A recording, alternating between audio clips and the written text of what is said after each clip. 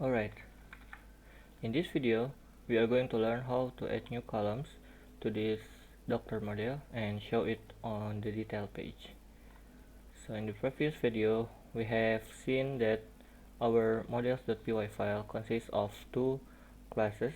They are doctor and patient models. Now we are going to add one new column here. Let's say specialty, to store the specialty of the doctors, whether the doctor is an internist or another specialty. So we are going to use char field for this with maximum length of 20, and to make this change available to our database we have to create the migration script first. So now Python can understand what kind of change that we have made, and it will change the database table based on our change. To do that we can do by this command, make migrations. So what it will do is it will create a new file in here and define the change that has to be done on the database side.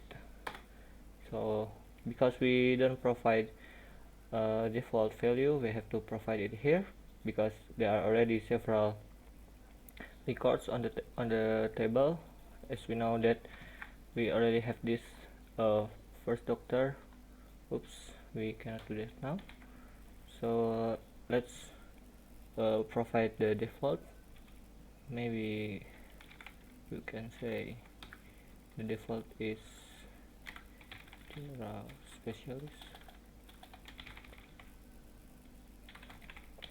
additional.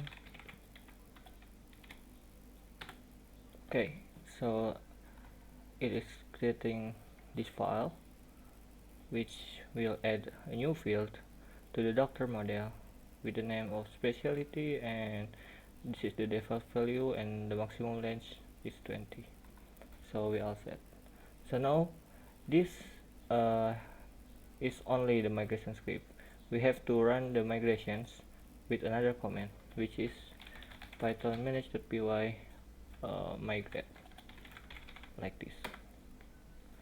So the migration is successful. Now we can see that on the first doctor we have to add new field here to see our change is already applied. So let's go to the template file here and the doctor details and add new line. We can say specialty and get the doctor specialty, like this. So let's say again, need to refresh. Okay, so it is correct now. We have added a new field or a new column on our database.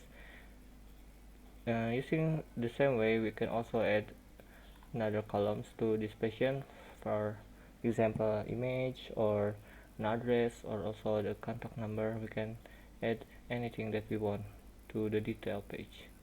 Alright, so on the next video we are going to learn how to make a function so that when this button is being clicked it will change the waiting status of the patient, and the patient that has waiting status equal to true will not be shown to this patient list anymore.